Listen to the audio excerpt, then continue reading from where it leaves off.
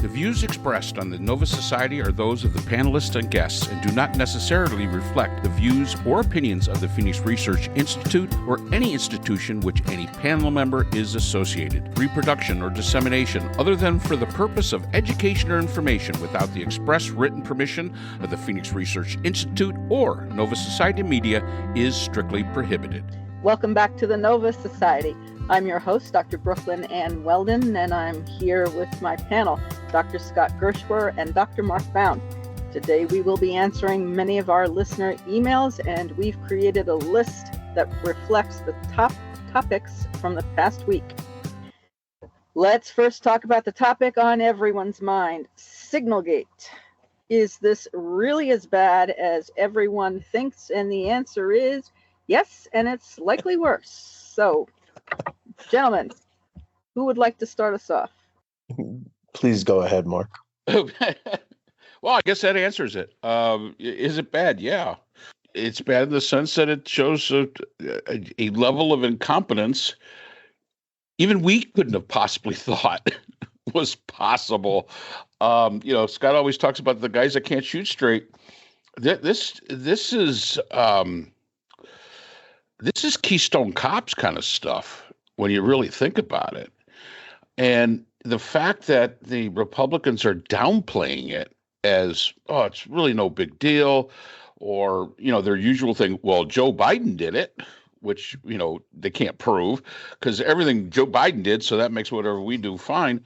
It just shows such a disregard for the national security and just how flippant they are with all this. When I read it, I honestly thought it was because I saw it on I got an email that I received. I honestly thought it was The Onion. I really did not think it was, but it was CNN and it was Reuters, and I was like, no, this can't be that. This is The Onion. This is that parody news coming through, and then it all started blowing up, and I was like, holy cow, this is actually true. It's amazing. It is exactly what Trump wanted. He wanted incompetence around him. It is the playbook of the autocrat, right? Plato in the Republic talks about the tyrant, and he must destroy anybody who is smarter than he is, anybody who is around him who knows more than he does, who can threaten him with their knowledge. And so he has created the conditions for these imbeciles to do exactly what they did. It's freaky to say the least.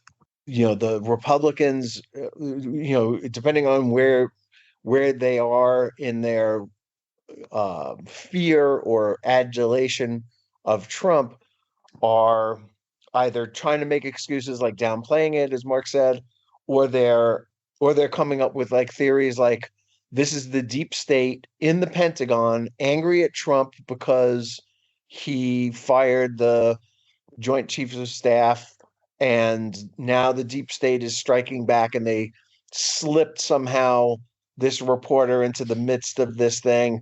They fed to the New York Times the memo that Trump wrote to the Pentagon to give Musk a briefing about our war plans with China, which the Times either published or threatened to publish. I'm not really sure which that was, because Trump immediately denied that it was happening. And when Musk got to the Pentagon, he sat down apparently with Hegseth for an hour or so before being escorted out of the building with no briefing on our war plans for China. Why anybody would give Elon Musk, an internationalist if ever there was one, the war plans for anything, but especially China, where he's doing a gang of business, is beyond me. But again, I'm not crawling into the head of Trump or anybody else in his administration. But that's those are some of the theories that are flying around out here. And it's almost like we're back to the QAnon days where there's like secretive things going on that none of us really know about except for the elect few. And it's just some of the craziest stuff I think we've seen yet is in this Signalgate. I mean, I it came over the transom, and I subscribed to the Atlantic, so I read it right away Monday morning at 11 o'clock or whatever it was, and I was flabbergasted by it, frankly. I don't. I think it's in the Washington Post. There's an article that talks to pilots, either retired pilots or even some active duty pilots, about what they thought of this, and they're outraged by it. So, they're saying like this is operational security. This is the biggest thing there is, and pilots could lose their lives over a stunt like this, and it's real serious. And so, to the Republicans out there who are listening to their representatives downplay this is not something that should be downplayed. This is serious business. Lives are at stake here, and it's just disgraceful, this entire episode. And I'm sure it's not the first time it's happened.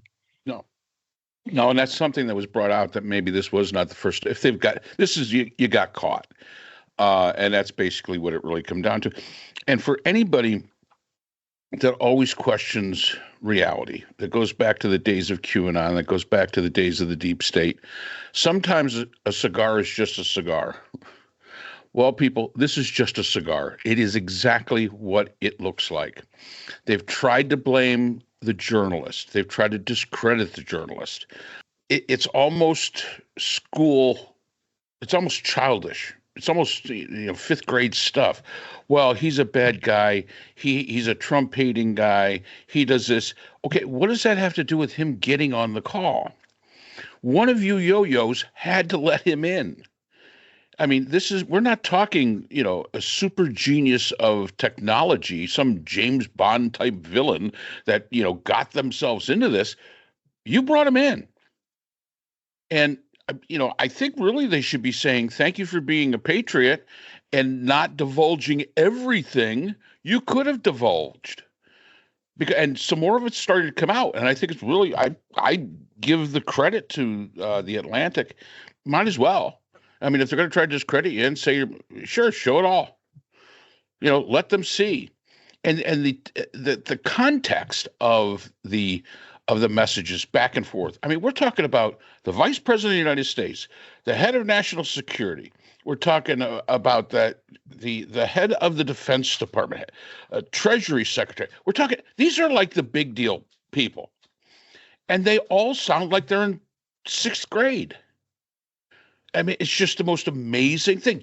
And they're discussing the United States military attacking a target in a foreign country, and it's, I don't know. I'm with Scott in the fact that I was totally flabbergasted, as I said when I first saw it, when it first showed up in my feed. I really did. I thought, oh, this is The Onion, because I do subscribe to The Onion because it's very funny, and there, the parody of it all. And then within, I would say, now, Scott, you said you read it at 11. I would say by 1 o'clock, I started getting emails from listeners. Have you heard about this? Have you heard about this? Have you heard of it? And I'm sitting there going, wait a minute, all you people have a subscription to The Onion? I mean, you're getting all this stuff? And no, it wasn't. That wasn't the case. So this should worry. This should worry us in my mind, because who else was there? And the other thing that got me was one of the members on this chat was in Moscow at the time. Right. I mean, okay, yeah, those Russians aren't watching everything that's going on. No, that was Witkoff. He was in Moscow, and he did not go to the embassy to have a private or more private conversation in the embassy building. Tulsi Gabbard doesn't remember where she was, exactly what country she was in, she says. And Stephen Miller, nor will she admit that she's the TG on the call. And Stephen Miller apparently was saying that as far as he knew, Trump had given the go-ahead for this. So it doesn't even look clear whether Trump actually authorized this or not. There was apparently a debate in the Signal chat as to whether the authority had actually been given or not, and they went ahead anyway. I forget who it was who said this. Maybe one of you knows. In the Lincoln, President Lincoln, his administration, someone said that the people in the administration, they're the long shadow of whoever's in office, right? So the person in the president himself, who that is, and the person's ethics and morals and so forth, that casts a shadow that includes everybody in the administration. And I was thinking, Scott, as you were saying, the quality, or Mark, it might have been you, the quality of the people in this administration. Mark, I think it was you who was saying it. The quality of the people in this administration. I mean, it's very obvious. The quality, I mean, is just horrific. And the journalist was accused of hacking his way into Signal. And no, this is not the first time. In January, an ICE officer inadvertently included a journalist on one of the raids, and that person was censured for doing this. And I think I saw this on MSNBC on Chris Hayes. That person, and I'll find the story for you so we can link link that in the description. That person was in fact censured, but the use of Signal is apparently routine, and Signal will also delete messages. It will delete the entire chat once it's over. And of course, all documentation and government discussions are supposed to be retained. And they know very, very well that Signal is going to delete everything that they say. And their phones have been hacked, by the way. A reporter from Der Spiegel, in German, Spiegel is translated to the English word for mirror, found Gabbard's phone number, Hegseth's phone number, other people's phone numbers, and their passwords freely available on the internet. And I believe they were using their private phones. In some cases, although some of them were using government issued phones that Tulsi Gabbard now says has Signal hardwired into it. It already comes with Signal. She says, yeah. And Witkoff said he wasn't using his own phone. Who knows? I mean, this is what they say now, but this is not what they said in their congressional, in the hearing that they had. And of course, Pam Bondi is not going to be investigating this. Yeah, because there's nothing to see here. Yeah, exactly. All about Hunter Biden, and we got to talk about Hillary Clinton and what Hillary Clinton did. That has nothing to do with what is happening now. Well, and as you said, the people flying our airplanes, our men and women who are in harm's way, are going to be very much in harm's way, because people can calculate, the Iranians or Houthis, they can calculate how long it takes an airplane to leave a ship and go wherever it's going with the information that was shared on this freely available chat.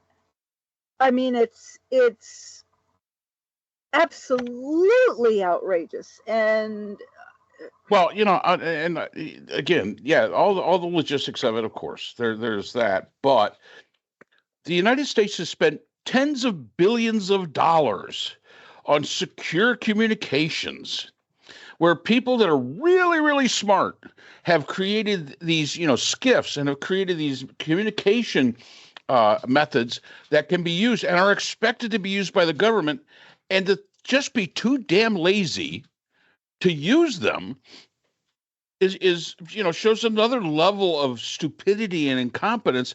That you want to fraud and waste Elon Musk. Well, you know what? There's some fraud and waste going on there. When you're too damn lazy to go to a skiff, and a lot of these people have the defense secretary, they said they create rooms within their home that they can go to. If they're in the office, there are rooms. If they're in an embassy, there are rooms that have all this stuff. And these yo-yos basically said, nah, why not just put it out on X and, be over and done with. And it just shows the level of incompetence. It shows the level of I don't give a damn, and that level is just incredible. And I think we've talked a lot about Pete Hegseth not being qualified. We've talked about that, but you would think that he'd be a little smarter than this. You really would. You would think that he would be. You would think Tulsi Gabbard would be a little smarter than this. Any of them would be smarter than this. And obviously, they're not. So, I mean, just to add to that, they have departments, they have people who work for them who, would ordinarily do this kind of thing, would get them on the phone, would make sure that everything was set up. This seems so slapdash and not thought through and sloppy. It's just typical for what this administration is all about. And again, it's crashing by design. It is engineered incompetence. And this is what the American people voted for and what they're getting. And we're gonna rue the day because bad things are coming. And we are going to suffer because of this imbecile and his idiotic regime in there. And, I don't know how it's all going to end, but it's not going to end well. No, I agree with you fully, Scott. This is not going to end well. We were very fortunate this time. The pilots and the people on the ground and the people in the ships were very fortunate this time, but we won't always be fortunate. And this is, I would think, not going to be the last time that this type of, as you said, Mark, all these tens of billions, hundreds of billions, or how much money the United States government in the past has spent on making sure that communications are secure and safe. And the people here can't be bothered to use them for whatever reason, maybe because then there's a record being kept. I don't know. They're too lazy. They can't use their little emojis the way they like. I have no idea. They're too stupid. I would expect the roosters, empty-headed roosters outside, to be more careful than that. It's just one question that I do have, and this probably demonstrates my complete ignorance.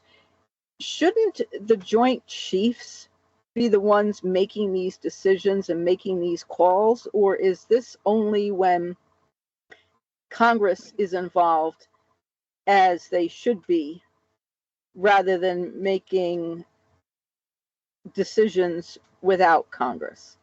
Decisions like these are political.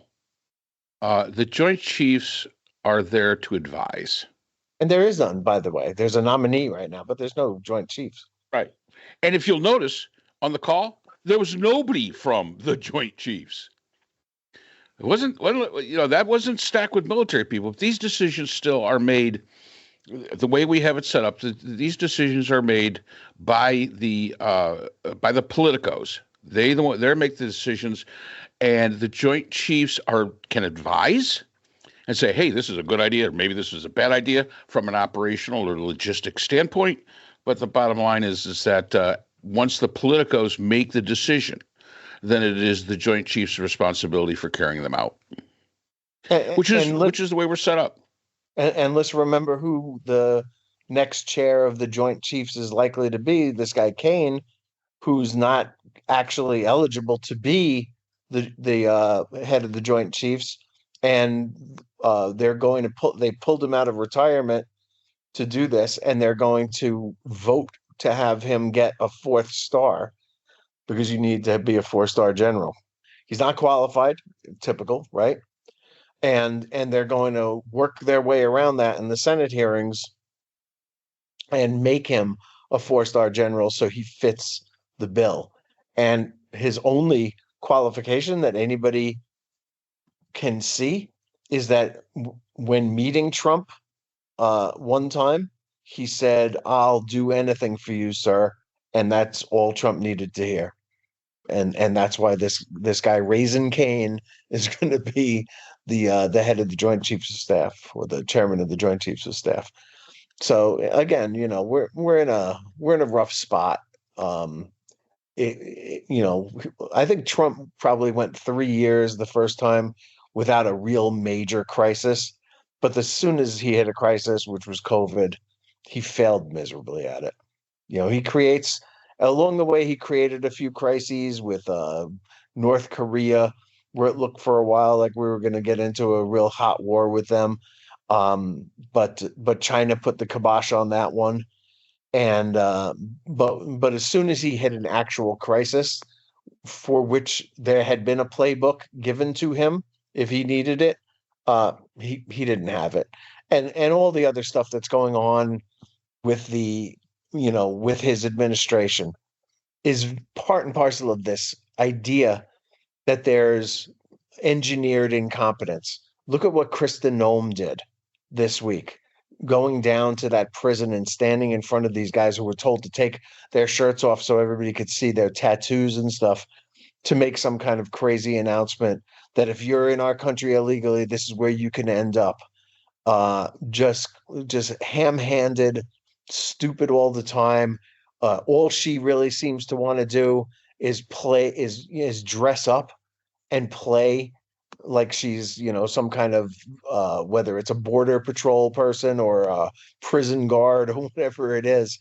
And it's just cosplay to her. And the rest of us are sitting there going, what the hell is going on in this place? This is not my America. Nope, not at all. And let's keep in mind, this is the time they got caught. It could have happened before. We will probably never know.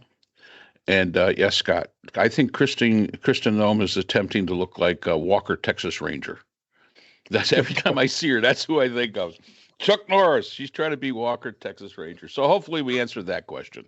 Yeah, well, Kristen Noem reminds me of Putin going around riding a horse with his shirt off and all that ridiculous stuff. Okay, I'm not going to say anything about that. Because it was, Putin doing it, I would have a problem with. Kristi Noem doing it, I don't know. Maybe not so much. Well, that's hair strategically placed. That's correct. Yes, Lady Godiva. Right. All right. Yeah. Well, I think we beat that one to death. Yeah. Well, anyway, thank you to our listeners for the question and for the reasons that we shared. Signalgate is a definite problem, and it is worse, I think, and it will continue to get worse as more information comes out about it, and as the Trump regime continues to try to figure out how to avoid responsibility, and how there will not be an investigation which will allow the same type of behaviors to continue. Take care. We'll see you next time. The Nova Society is a production of Nova Society Media, a division of the Phoenix Research Institute. We'd like to thank our production partners, Buzzsprout, who hosts the Nova Society, Audacity, our editing partners, Apple iTunes, the largest source of podcasts and music on the internet, Spotify, the most popular platform for the Nova Society, and iHeartRadio, your source for all things music and podcasting. The Nova Society is available on all of these and other quality platforms listed in our description. We'd also like to thank all of our listeners. Without your support, the Nova Society would not be possible. If you have a question or a comment, we can be reached at nova.society.podcast@gmail.com. So for Dr. Brooklyn Ann Weldon, Dr. Priscilla Hobbs, Dr. Scott Gershwer, and all of us here at the Nova Society, I'm Dr. Mark Bound. Remember, the true power in society is knowledge. Thanks for listening, and we will see you again next time. We'd like to thank our sponsor for this episode, the Phoenix Research Group, an independent research consortium offering social political issue solutions to NGOs and international government agencies through multidisciplinary, nonpartisan, and unbiased research. The Phoenix Research Group is a division of the Phoenix Research Institute, the producer of the Nova Society podcast.